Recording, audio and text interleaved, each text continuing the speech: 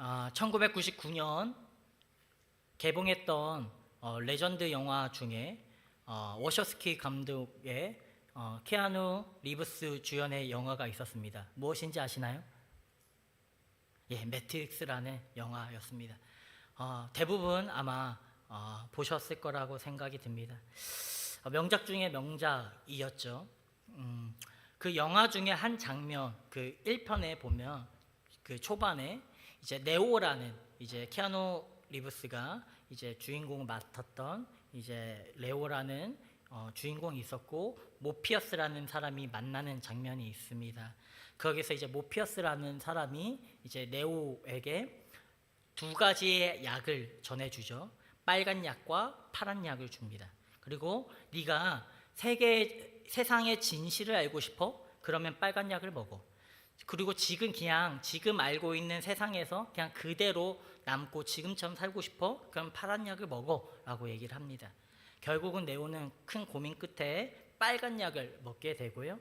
그리고 그 약을 먹게 된 뒤 자신이 지금까지 살아왔던 이 세상이 사실은 진짜 현실이 아니었구나를 마주하게 됩니다.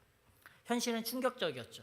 이제 인큐베이터라는 곳에서 갑자기 깨어나고 네오가 이제 온갖 호스로 연결되어 있어서 알고 봤더니 자신이 현실이라고 여겼던 그 세상이 사실은 가상현실로서 이제 뇌의 작용을 통해서 이제 살아가고 있었던 것이죠. 그러니까 네오가 보고 만지고 듣고 살아왔던 모든 것이 진짜 같았지만 실제로는 진짜 현실이 아니었다라는 것이죠. 그리고 그 현실에서 깨어난 네오가 이제 진실을 알아가게 되고 세상을 구하게 되는 이야기가 매트릭스라는 이제 전체적인 영화의 이야기입니다. 사랑하는 주 안에 계신 여러분, 우리가 이 영화처럼요, 우리가 지금 살고 있는 이 세상이 진짜라는 것을 어떻게 알 수 있으십니까? 지금 보고 있고 듣고 있고 만지고 있는, 그것도 옆에 계시는 우리 성도님들이 어떻게 정말 현실이라고 확신하실 수 있으십니까? 제가 이렇게 사과 2개를 가져왔습니다. 사과 2개를 가져왔는데 이 사과가 2개인 것을 증명해 보십시오. 딱 들으면 무슨 소리야? 딱 보면 알지. 무슨 헛소리라고 했어? 딱 보면 알 수 있잖아. 끝까지 한번 질문해 볼까요? 어떻게 이 사과가 2개라는 것을 확신하시죠? 실제로 있다라는 것을, 이 사과가 진짜로 있는 건 맞는 건가요? 지금 눈에 보이고 있잖아요. 이게 초록색이잖아요. 이게 진짜 초록색은 맞나요? 지금 제가 이렇게 만지고 있는데 이게 지금 만져지고 있는 게 맞나요? 어떻게 확신할 수 있습니까? 인간은 오감으로 이제 생활합니다. 보고 듣고 냄새 맡고 맛보고 만지는 것이죠. 대부분이 이 감각을 통해서 세상을 인식하는 게 인간이죠. 그런데 그 인식이 진짜로 진짜입니까? 그게 가능한 겁니까? 그걸 어떻게 진짜라고 확신하실 수 있으십니까? 혹시 우리가 그 영화의 매트릭스처럼 혹시 가상현실에서 그 호스로 연결해가지고 그 매트릭스라는 거 우리가 만지고 듣고 했던 것이 그냥 뇌의 작용이면 어떡하죠? 어떻게 우리가 이걸 2개라고 인식할 수 있고 혹은 이게 진짜 있다라고 우리가 여길 수 있을까요? 어떻게 이것이 현실이라고 우리가 지금 살고 있는 게 현실이라고 할 수 있을까요? 한번 입증해 보십시오. 우리는요 평소에요 너무나도 당연하게 받아들이기 때문에 이런 질문을 하지는 않습니다. 누가 아침에 눈을 뜨면서 지금 내가 누워있는 이 침대가 진짜로 존재하는 걸까? 이걸 1시간 동안 증명하시는 분이 있으신가요? 여기 진짜 침대가 있구나, 이제 일어나야지, 그러신 분은 없으시죠? 또 밥을 먹기 전에 지금 밥이 차려져 있는 그 음식이 실제로 존재하는지 먼저 입증하고 나서 그것을 드시는 분이 계신가요? 그렇지 않습니다. 그렇죠? 그냥 이 세상이 실제가 존재하고 내가 보고 있는 것을 어느 정도 신뢰하고 받아들이면서 우리는 살아갑니다. 계몽주의 철학자인 이제 데이비드 휴이라는 사람이 있습니다. 경험주의 철학자인데요. 이 사람은요, 우리가 경험을 통해서 무엇을 확신할 수 있는가에 대해서 계속 질문을 굉장히 깊게 이제 밀어붙이면서 파고듭니다. 특별히 우리가 알고 있는 인과 관계에 대해서 질문을 던졌어요. 휴문요, 그가 문제 삼고 있는 건 이겁니다. 원인과 결과 사이에 반드시 그렇게 되어야 되는 필연적 연결이 우리가 경험할 수 있는 건 맞는가? 라는 것이죠. 그러니까 이런 거죠. 휴미 얘기하고자 하는 거 이런 겁니다. 인과관계 과연 그 사이에 있는 어떤 결과의 그 원인, 그 과정이 진짜 우리가 경험할 수 있는가? 무슨 말이냐면, 제가 이 나무를, 이 사과를 이제 심는다고 가정해 보죠. 이 사과를 심으면 어떤 나무가 열리고 어떤 열매가 맺어질까요? 너무 어렵죠. 그렇죠. 그렇죠. 너무 어렵죠. 혹시 답을 아시는 분 계신가요? 제가 이 사과를 드리도록 하겠습니다. 이 사과를 심으면 어떤 나무가 맺힐까요? 사과 나무가 맺히겠죠. 그렇죠. 너무 어려웠나요? 예. 자, 이 실험을 가정하에 이 사과를 10번 심었더니 10번 나무 열매가 맺었습니다. 그렇죠. 당연하죠. A라는 원인을 발생시켰더니 B라는 결과를 얻어내는 거예요. 그런데 100번 했더니 100번 실험을 한 거예요. 100번 사과나무가 맺혔어요. 그런데 여러분, 휴먼 이렇게 얘기하는 거예요. 자, 100번 사과나무가 맺혔거든? 그러면 101번째도 A라는 사과를 심는다면 101번째도 사과 열매가 맺힐까? 휴먼요, 알 수 없다라고 얘기를 해요. 원인과 결과 사이에 필연적인 것을 우리는 경험할 수 없다. 그렇죠. 우리는 경험으로 아는 건데 앞에 건 뭐죠? 과거의 경험이죠. 101번째는 과거가 아닙니다. 미래죠. 그렇기 때문에 우리는 그것을 인식할 수 없다. 그렇게 알 수 없다라고 얘기를 하는 것이죠. A와 B 사이에 반드시 그렇게 되어야 된다라는 필연성 자체가 눈에 보이지도 손에 만져지지도 않는다라고 얘기를 하는 거죠. 실제로 그렇잖아요. 원인과 결과, 인과 관계에 그거를 여러분 경험하시나요? 만지시나요? 눈으로 보시나요? 안 보이잖아요. 물론 흉도 흉 철학자도 이렇게 얘기했지만 마치 인과 관계가 있는 것처럼 살아갑니다. 그렇게 살 수밖에 없는 거죠, 인간이. 우리도 그렇죠. 여러분, 아침이 올 거라고 생각을 하기 때문에 알람을 맞추는 거죠. 씨앗을 심으면 이 씨앗에 맞는 열매가 맺어질 것을 알기 때문에 씨앗을 심는 거예요. 과학도요, 자연이라는 세계 안에서 질서가 있다라는, 반드시 인과 관계에 의해서 어떤 A가 있으면 필연적인 결과로서 B가 나오겠다라는 그 신뢰 속에서 연구를 하는 게, 기대 속에서 연구를 하는 게 과학이라는 거예요. 바로 여기에서 우리가 이야기하려는 중요한 부분이 문제가 시작됩니다. 주 안에 계신 여러분, 제가 왜 이렇게 사설을 많이 했나? 우리가 어떻게 이 세상 속에서요, 이곳이 현실이라고 받아들이고 이 과일이 진짜 내 앞에 있고 두 개라고 어떻게 확신할 수 있을까요? A라는 원이 있으면 B라는 결과가 나올 거라고 어떻게 기대할 수 있을까요? 그것은 여러분 증명되어서가 아닙니다. 우리는 그것을 믿는 것입니다. 이 씨앗을 심으면요, 열매를 맺힐 거라는 믿음이 있기 때문에 씨앗을 심는 거고요. 내일이라는 아침 해가 반드시 밝아올 것을 믿기에 우리는 알람을 맞추는 것이죠. 결국 우리의 삶 전반 밑바탕에는 뭐가 있다? 반드시 어떤 믿음이라는 것이 있다라는 것입니다. 우리의 인간은요, 모든 것을 완벽하게 증명하고 나서 믿는 자가 아닙니다. 우리는 수많은 것들을 신뢰하고 받아들이면서 살아가는 존재입니다. 만약 어떤 믿음에 대한 것이 없다면요, 우리는 이 세상을 제대로 살아갈 수가 없습니다. 지금 이곳이 현실인지부터 의심해야 돼요. 혹시 매트릭스 안은 아닌지를 우리는 끊임없이 고민해야 됩니다. 눈앞에 있는 이 과일이 정말 2개인지 확신할 수 없을 거고요. 100번 같은 결과가 나왔다고 해도 101번째 어떻게 될지 어떤 기대도 할 수 없을 것입니다. 그렇기 때문에 우리는 미래를 계획하거나 생각할 수 없겠죠. 그러니까 우리의 삶은요, 생각보다 훨씬 많은 믿음이라는 것 위에 있다라는 것이죠. 우리가 가진 모든 지식을 하나하나 완벽하게 증명하고 나서 우리가 삶을 시작하는 게 아니라 무언가를 신뢰하고 그 토대 위에서 우리가 생각하고 판단하고 살아가는 것이다 라는 것입니다. 그렇다면 이제는 중요한 질문이 있죠.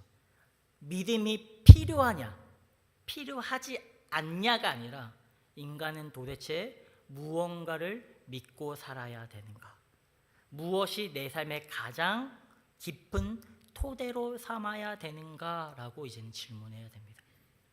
믿음이 중요한 이유는요, 내가 무엇을 믿냐에 따라 그 믿음이라는 것 위에 어떤 믿음 위에 내 인생을 세우냐에 따라요, 우리가 세상을 바라보는 눈과 살아가는 태도가 달라지기 때문이죠.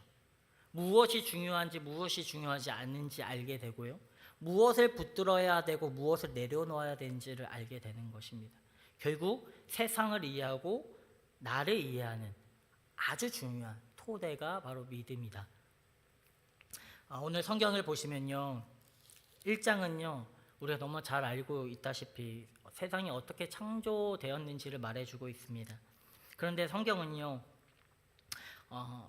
우주가요 어떻게 발생했는지, 그러니까 어떤 빅뱅에 의해서 발생되고요, 어떻게 확장되고요, 어떤 원리에서 우주가 이렇게 생성되고 지구가 형성되고, 그것도 그 안에서 생물이 어떻게 막 발생해서 이렇게 생겨났는지 그것을 자세히 설명하지 않습니다. 성경은 1장 1절에 바로 뭐라고 얘기를 하죠? 태초에 하나님이 천지를 창조하시니라. 그러니까 하나님께서 세상을 창조하셨다라는 선포로 시작이 됩니다. 세상의 시작이요, 하나님으로부터 시작되었다고 선포로 시작을 하고 있어요. 그러니까 세상의 기원, 태초의 기원, 세상의 최초의 근원이 누구다? 바로 하나님이다. 그러니까 성경은요 마치 수학 공식, 그리고 우리가 모의고사나 서술형을 풀어내듯이요, 막 모든 풀이 과정을 다 적어놓고, 자, 이 과정을 다 보았으니까 이 과정의 답은 누구다? 하나님임을 인정하십시오 라고 얘기하지 않습니다. 성경은 먼저 깔고 시작을 합니다. 뭐라고요? 태초에 하나님이라고요. 그리고 하나님이 천지를 창조하셨다라고요. 그냥 단순히 하나님이 존재하십니다 라고 말해주는 것이 아니라요, 세상은 누구로부터 시작이 되었다? 하나님으로부터 시작이 되었다. 하나님이 창조주시고 주권자이시다라고 선포하며 시작을 하는 거죠. 그리고 성경은 그 믿음 위에서, 이 성경이라는 그 선포 위에서 이 성경을 바라보십시오. 곧 그 선포, 그 믿음 위에서 세상을 이해하십시오. 세상을 바라보십시오 라고 얘기를 해주고 있는 것입니다. 세상을 바라보고 세상을 이해하는 토대의 믿음이요, 우리의 이성도요, 우리의 감정도요, 세상의 수많은 공식과 삶에 어떻게 살아가야 되는지는 좋은 방법들, 인스타에서 나오는 삶의 좋은 지식들이 아니라요, 하나님을 믿는 믿음에서 시작되어야 된다라는 것을 성경이 먼저 보여주고 있는 것이죠. 중세의 신학자 안셀무스라는 유명한 신학자가 유명한 얘기를 했죠. 나는 믿기 위해서 이해하는 것이 아니다. 이해하기 위해서 믿는 것이다. 제대로 이해하려면요, 우리는요, 우리가 지금 어떤 믿음이라는 토대 위에 세워졌는지, 그리고 어떤 믿음 위에서 세상을 바라볼지가 정말 중요한 것입니다. 사람은요, 아무런 전제 없이 세상을 절대 바라보지 못합니다. 나는 아무것도 안 믿어. 난 종교 아니야. 나는 기독교도 아니고 나는 세상에 수많은 종교 없어. 난 무신론자야. 라고 얘기하는 수많은 사람들도요, 그들 안에 뭐가 있죠? 믿음이라는 것이 있어요. 믿음이라는 전제가 깔려 있는 것이죠. 그들은요 그 믿음 위에 자신을 세웠고 그 믿음 위에 세상을 바라보고 이해하고 살아갑니다. 그러니까 중요한 것은요, 믿음을 제거하는 게 중요한 게 아니라 어떤 믿음이 참된 믿음인지를 묻는 게 중요하다라는 것이죠. 우리가 과일이 두 개가 내 앞에 있다라는, 실제한다라는 것을 신뢰하기 위해서는요, 이 믿기 때문에, 제가 이 두 개가 있다라고 믿기 때문에 저는 이 두 개를 이해할 수 있는 거죠. 그리고 제가 매트릭스 안에 있지 않고 지금 제가 설교하고 이 자리에 있는 것이 실제 세상이라는 것을 내가 받아들이고 있기 때문에 저는 이 세상 속에서 판단하고 행동할 수 있게 되는 것입니다. 그리고 제가 이 사과를 심으면 자연 질서의 규칙에 따라서 같은 종류의 열매를 맺어낼 것을 기대하고 알기 때문에 씨앗을 심는 것이죠. 그런데 성경은 우리를 더 근본적인 자리로 우리를 데려가죠. 왜 우리가 이렇게 살아가는 이 세상 속에서 질서가 존재하는가? 우리가 관찰하고 있는 이 세상을 어떻게 우리는 이해하게 되는가? 성경은요, 가장 처음에 이렇게 말합니다. 태초에 하나님이 천지를 창조하셨다. 하나님께서 창조하신 세계다라는 것이죠. 그렇기 때문에 세상의 질서와 이치에 대한 이해도, 내가 살아가는 이 세상에 대한 어떤 이해도, 나 자신에 대한 이해도 어떻다? 이 믿음 위에서 시작되어야 된다. 하나님이 세상을 창조하셨다라는 믿음이요. 그러므로 우리가 이해가 먼저가 아니라는 것입니다. 믿음이 먼저입니다. 모든 것을 충분히 이해한 다음에 하나님을 믿는 것이 아니라 하나님을 믿는 자리에서부터 세상을 이해하기 시작한다는 것이죠. 믿는다라는 것은 생각을 포기하는 것이 아니라 무엇을 토대로 생각하고 이해하고 행동할 것인가를 세우는 것이죠. 그런데 창세기는 이 믿음 뒤에 무엇을 말해주냐면요, 2절에 보시면요, 땅이 혼돈하고 공허하며 흑암이 깊음 위에 있고 하나님의 영은 수면 위에 운행하시니라 라고 얘기를 하고 있습니다. 주 안에 계신 여러분, 이 창세기가 누가 썼는지 아십니까? 누가 썼죠? 창세기를? 뭐라고요? 그 유명한 홍해를 가랐던 모세죠. 그렇죠. 출애굽을 시켰던 모세였습니다. 그렇죠. 모세가 쓴 게 우리가 흔히 얘기하는 모세오경이라고 얘기를 합니다. 그리고 이 모세오경의 첫 번째 청자, 그러니까 대상은 누구였을까요? 그 당시 모세가 끌고 애굽에서 나왔던 누구죠? 바로 이스라엘 백성이죠. 그렇죠. 이 애굽에 이스라엘 백성이 갇힌 지가 400년에서 430년 정도라고 얘기를 하거든요. 그러니까 요셉 때부터인 거죠. 요셉 때부터 들어가서 430년이면 몇 세대가 지났죠? 보통 한 세대를 이제 30년으로 보더라고요. 25년에서 꽤 많은, 거의 10세대가 거의 넘게 지났죠. 그러니까 400년이면 그곳에서 애굽에서 자라고 애굽의 문화에 적응했고 애굽의 것들을 먹었고 때로는 애굽의 노예로 살아왔습니다. 그 오랜 400년의 문화 속에서 살아가게 되면요, 아무리 이스라엘 백성이 자신을 잘 지킨다고 하더라도, 자신의 문화를 잘 지킨다고 하더라도 그 문화가 가진 생각과 세계관의 영향을 받을 수밖에 없는 것이죠. 그렇죠. 그러니까 몸은 이스라엘인데 세상을 바라보는 방식은 여전히 애굽의 문화와 어떤 종교가 깊이 들어와 있는 것이죠. 그렇기 때문에 실제로 이스라엘 백성이 출애굽 이후에도 어떻게 하죠? 조금만 어려움이 생기면 어떻게 하죠? 다시 애굽으로 돌아가자 하는 거죠. 그게 너무 좋으니까. 그 시내 산에서도 어떻게 하는 거죠? 금송아지를 마치 하나님처럼 만들어 버립니다. 애굽에서 자신을 인도해낸 신과 금송아지를 이렇게 연결시켜 버리는 것이죠. 왜 그렇게 됐을까? 여전히 몸은 그들이 출애굽을 했지만 여전히 그들 안에 애굽의 어떤 문화와 애굽의 종교관이 남아 있었던 것이죠. 그래서 하나님께서는 이것을 이스라엘 백성에게부터 몸만이 그들의 영혼만이 구원하는 것이 아니라 그들의 가지고 있는 토대, 믿음, 그러니까 그들이 가지고 있었던 이미 익숙해졌던 것으로부터 이제 건져낼 필요가 있었던 것이죠. 그렇기 때문에 잘못된 믿음에서 빠져나와서 참된 믿음 위에 이스라엘 백성을 바로 세우기 위해서 하나님께서는 어떻게 하시죠? 모세를 통해서 수많은 모세 오경의 이야기들을 준비하시는 것이죠. 그리고 그 첫 번째가 뭐다? 태초에 하나님이 세상을 창조하셨다라는 것입니다. 그러니까 너희가 애굽에서 들었던 수많은 신들이 세상을 창조한 게 아니라 모든 존재의 시작은 어디서부터 되다? 바로 나 하나님으로부터다라고 선포하시는 것이죠.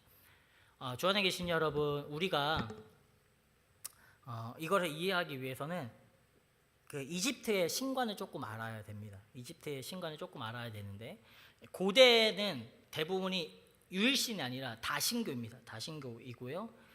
각자의 신들마다 특징과 역할이 다 있습니다. 그래서 고대 가나안에서 가장 유명한 신 중 하나가 바알이라는 신인데, 바알은 폭풍과 비를 다스리는 신 중에 하나였어요. 그리고 풍요와 관련된 신도 숭배를 많이 했고요. 그러니까 이집트죠. 이집트는 이제 태양, 그리고 또 나일강 있잖아요. 나일강이 정말 중요했죠. 그래서 태양신, 그것도 뭐 강의 신, 또 죽음과 생명에 관련된 신. 그러니까 자연 현상에 맞춰서 수많은 신들을 연결했던 것이 바로 이집트 신관이죠. 왜 이렇게 신이 많았을까요? 왜냐하면 사람들이 경험하는 수많은 자신들의 힘으로 어쩔 수 없는 것들을 경험하게 되거든요. 번개, 그 당시에, 지금은 뭐 우리는 자연현상인 걸 알지만 번개가 지금 너무 무섭잖아요. 그렇기 때문에 그리스에서 어떤 신이 생겼죠? 제우스가 생긴 거죠. 그러니까 어떤 현상, 어떤 힘을 맞이하게 됐을 때 그 힘을 신적인 존재와 연결함으로 말미암아 세상을 이해했기 때문에 수많은 신들이 생겼습니다. 비가 필요하면 비의 신을 찾았던 것이고, 풍요가 필요하면 풍요와 관련된 신을 이제 찾은 것이죠. 이집트 이제 창조 신화를 보면요, 이제 수많은 신화 중에 이제 전승 중에 하나의 전승이 있는데, 헤르모폴리스라는 전승이 있습니다. 헤르모폴리스라는 전승이 있는데, 이제 어떤 거냐면, 그들이 생각하기에 이제 세상이 어떻게 창조되었냐면, 오그도아드라는 불리는 8명의 신이 이제 등장을 합니다.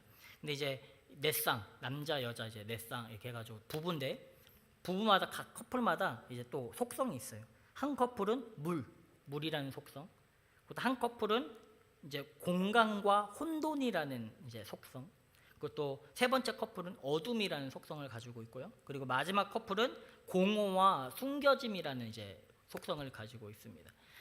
근데 이게 우리가 딱 들으면 무엇이 생각나시냐면 무엇과 비교되죠? 창세기 1장 2절과 비교되는 것이죠. 물과 연결돼서 수면이 있고요.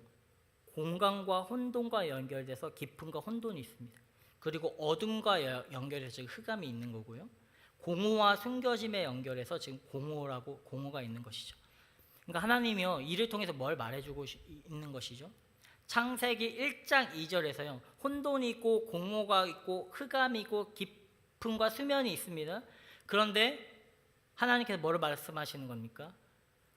애굽의 수많은 창조신이라고 하는 것들, 그것이 신인가? 혼돈이 신인가?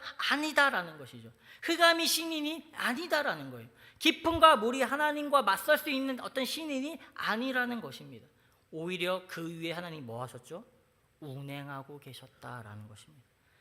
성경은요, 여러 신들이 싸워서 경쟁해서 가장 강한 신이 세상을 만들었다라고 이야기하지 않습니다.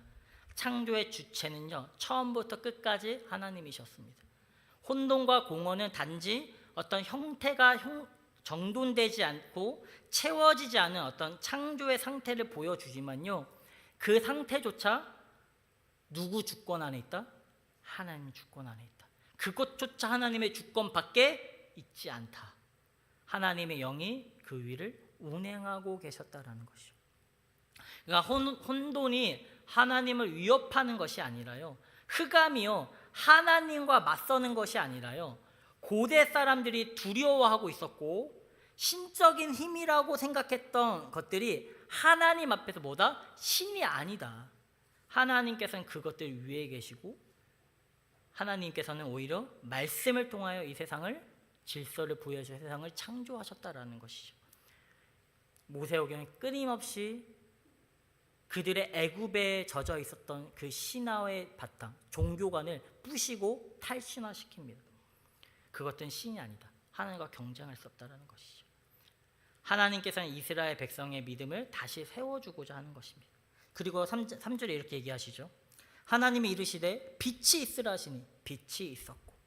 주 안에 계신 여러분, 고대 이집트에서 가장 유명한 신이 어떤 신인지 아십니까?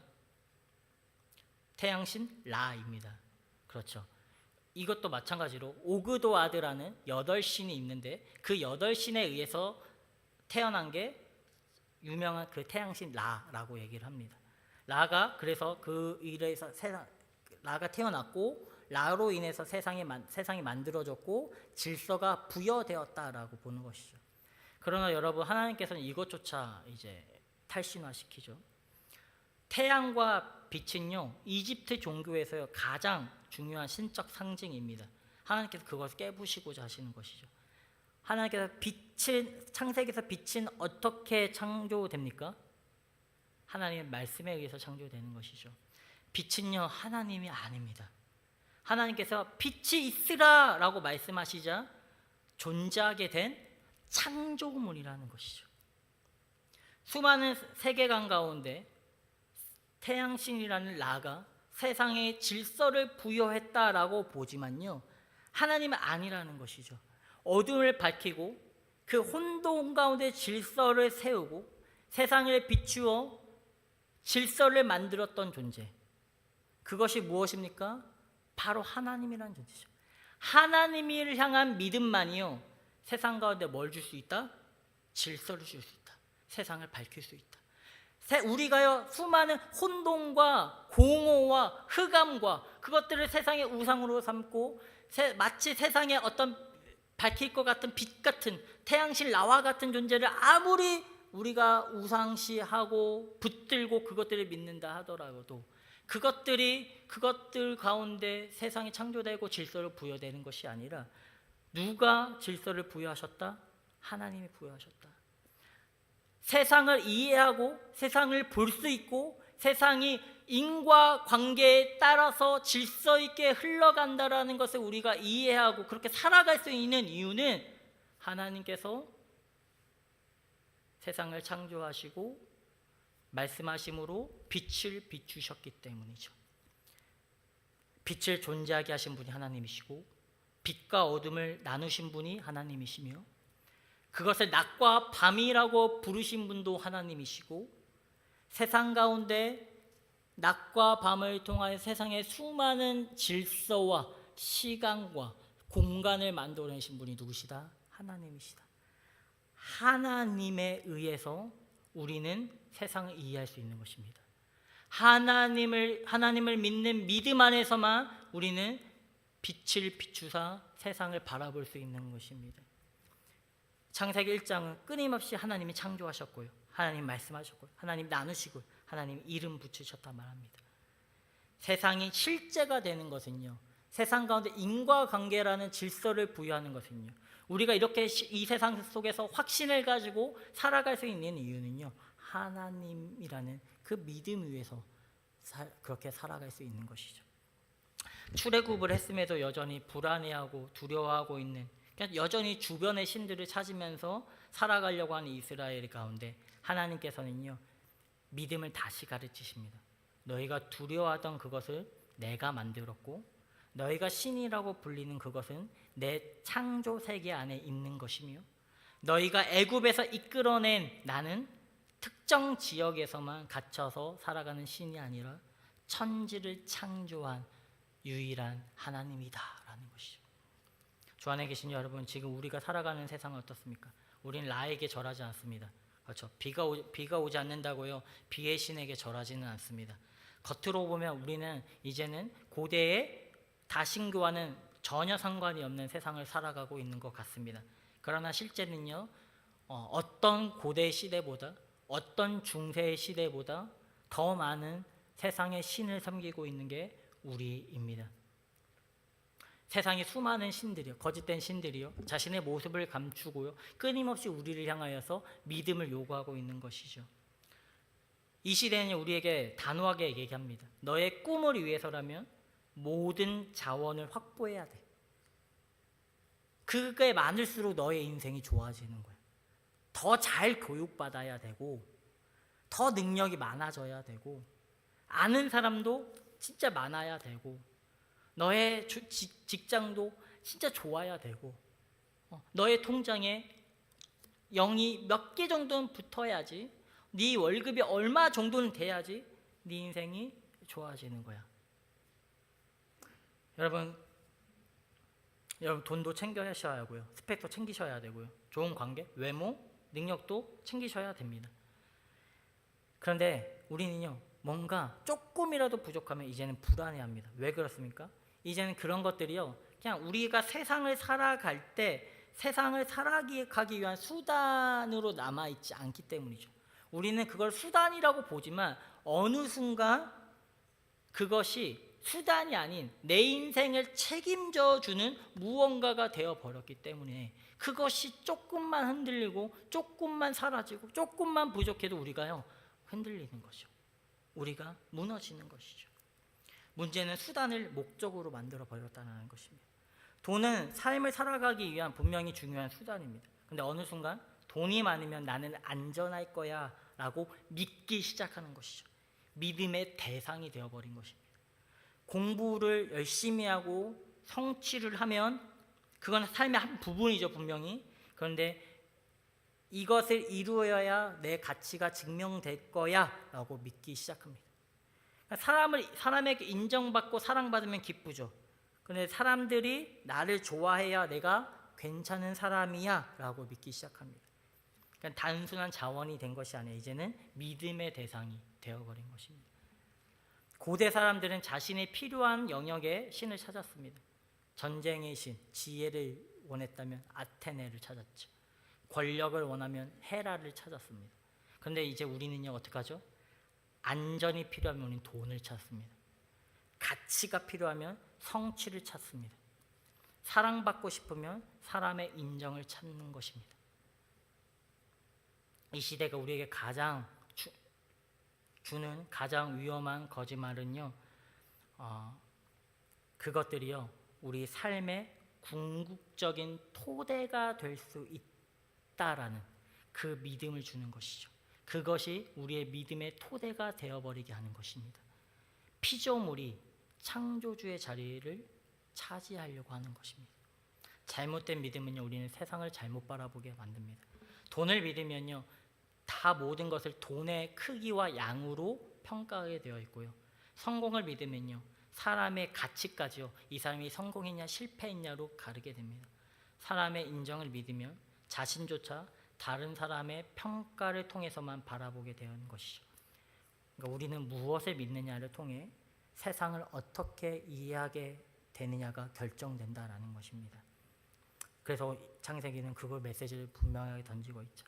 저 안에 계신 여러분, 인간에게 믿음이 필요하다면요, 가장 중요한 것은 믿음의 크기가 아니라 무엇을 믿느냐입니다.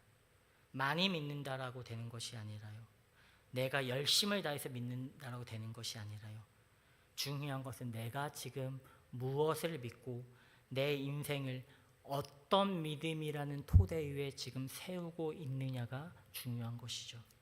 사람은 자신이 믿는 것 위에 자신의 삶을 세워나갑니다.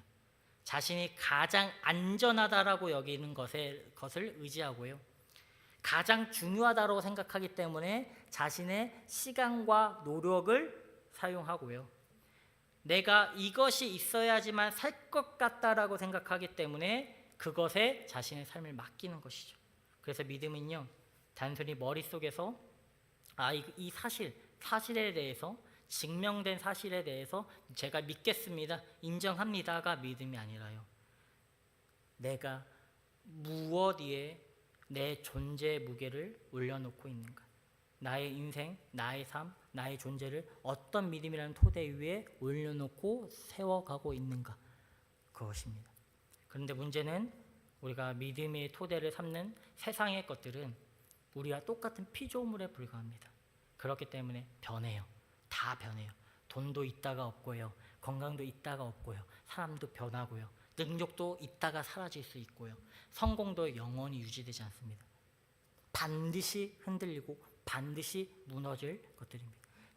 피조물들은요, 우리에게 필요한 것은 될 수 있어도 우리의 존재를 받아낼 수 있는 토대가 될 수는 없는 것이죠.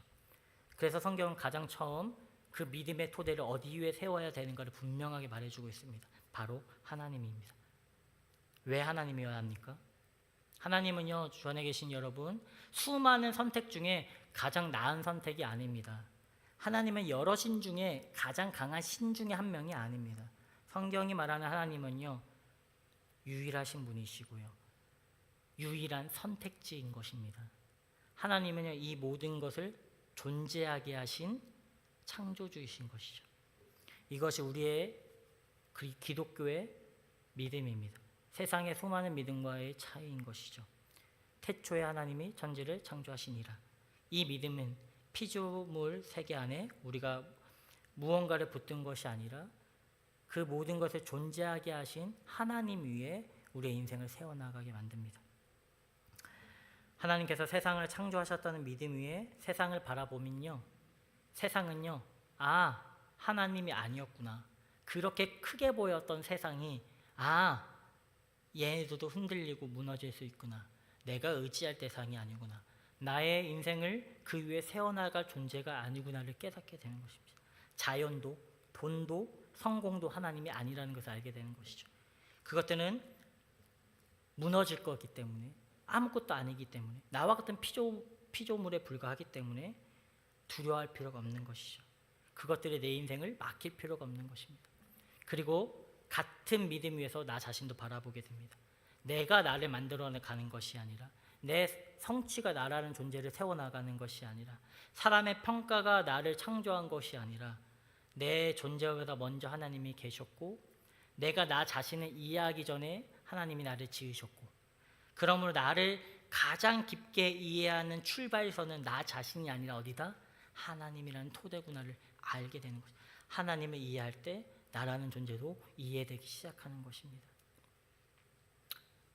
주 안에 계신 여러분, 창세기는요, 태초에 하나님이 천지를 창조하셨다라는 통해서요, 그 당시 이스라엘 백성에게 무엇을 어떤 믿음 위에 너의 인생을 토대로 삼고 세울 것인가를 보여줍니다. 그리고 이 시대를 살아가고 있는 우리에게는요, 하나님께서는 더 깊이 더 한 가지를 더 말씀해 주시죠. 요한복음 1장 1절에 보면요, 태초에 말씀이 계시니라. 이 말씀이 하나님과 함께 계셨으니 이 말씀은 곧 하나님이시니라. 하나님께서는요, 우리 가운데 믿음의 토대를 한 번 더 보여주십니다. 무엇이죠? 예수 그리스도요. 예수 그리스도를 통하여서요, 우리가 어떤 믿음 위에 우리의 인생을 세워나가야 되는지를 분명히 우리 시대 가운데 보여주십니다. 우리가요, 누구 위에 우리의 인생을 세워나갈 때, 그럴 때 우리의 인생이 질서가 잡히고, 우리 인생이 참된 목적과 의미를 가지게 되고, 우리 인생이 바로 세워짐을 분명하게 보여주십니다. 무엇입니까? 바로 예수 그리스도죠. 그렇기 때문에 예수 그리스도, 하나님의 말씀 대신, 태초에 그 말씀 대신 세상을 함께 창조하셨던 그 말씀이 이제는 우리 곁에 와서 우리의 믿음의 토대가 되어주시는 것이죠. 우리가 예수님처럼 예수 그리스도의 십자가를 바라보고 그 십자가 위에, 그 예수 그리스도의 죽음과 부활 위에 우리의 인생을 세워나가셔야 됩니다. 예수님이 살아가셨던 그 십자가의 길 위에 우리의 인생을, 우리의 삶을요, 우리의 존재를요, 세워나가셔야 됩니다. 예수를 향한 그 믿음, 지식이 아니라요, 증명되는 것이 아니라요, 예수 그리스도를 믿는 믿음, 그분이 하나님이시며 세상을 창조하셨으며 창조주신 분이 우리를 구원하시고 우리의 죄를 대신 지시고 십자가에 매달리시 죽기까지 하셨던 그 믿음, 그 믿음 위에 우리의 인생이 세워질 때 우리의 믿음은요, 세상 가운데 흔들리지 않고 살아갈 수 있는 것입니다. 여러분, 예수 그리스도의 삶은요, 왕관에 있지 않았습니다. 저 높은 곳에 있지 않았습니다. 돈에 있지 않았습니다. 사람에 있지 않았습니다. 어디에 있었습니까? 언제나 그 토대는 십자가에 있었습니다. 희생에 있었습니다. 죽으심에 있었습니다. 그렇다면 우리의 믿음은 어디 위에 세워져야 됩니까? 예수님처럼 십자가 위에 세워지셔야 됩니다. 그 십자가 위에 세워질 때 우리는요, 하나님이 세상을 창조해서 질서를 세우셨던 것처럼, 그리고 세상을 제대로 이해하고 세상을 제대로 판단하고 세상을 제대로 해석할 수 있게 되는 거죠. 나를 잘 알게 될 수 있는 것처럼요, 우리 역시요, 예수 그리스도라는 믿음 위에 우리가 세워질 때, 그때 우리는 세상을 제대로 이해할 수 있습니다. 이것이 참된 세상이구나. 이것이 하나님이 원하시는 하나님의 나라의 모습이구나. 참된 모습이구나. 이것이 나의 참 모습이구나. 주 안에 계신 여러분, 오늘 제목이 태초의 믿음입니다. 그렇기 때문에 우리는요, 우리의 믿음을 하나님으로부터 시작하기를 간절히 소망합니다. 인간에게 믿음이 필요하다면요, 우리에게 있어야 되는, 반드시 토대가 되어야 되는 믿음은 바로 이 믿음입니다. 하나님을 향한 믿음, 예수 그리스도 그 십자가의 그 향한 믿음, 그 믿음 위에 우리의 인생을 세우기 간절히 소망합니다. 여러분의 삶을요, 다른 것들 믿음으로 다른 것 위에 세우지 마십시오. 사라지기도 하고 변해가는 그런 것들 위에 세우지 마십시오. 오늘 우리가 붙들고, 우리가 여전히 내일의 해가 뜨고, 우리의 인생이 내일 가운데 여전히 하나님 안에 있고, 여전히 우리가 부족하고 죄인이고 진짜 삶에 진짜 너무 부족하고 연약하고 매번 실수하고 죄짓고, 그럼에도 불구하고 내일 가운데 하나님의 사랑 가운데 거할 수 있다라는 확신, 그 확신을 믿고 실제적인 그 삶을 살아가낼 수 있는 것은요, 바로 예수 그리스도를 향한 믿음이라는 토대 위에 우리 인생이 세워질 때입니다. 그러므로 그렇게 태초의 믿음을 가지고 또 오늘도 내일도 그렇게 가장 깊은 믿음을 가지고 살아가시는 성교회 되시기를 간절히 소망합니다.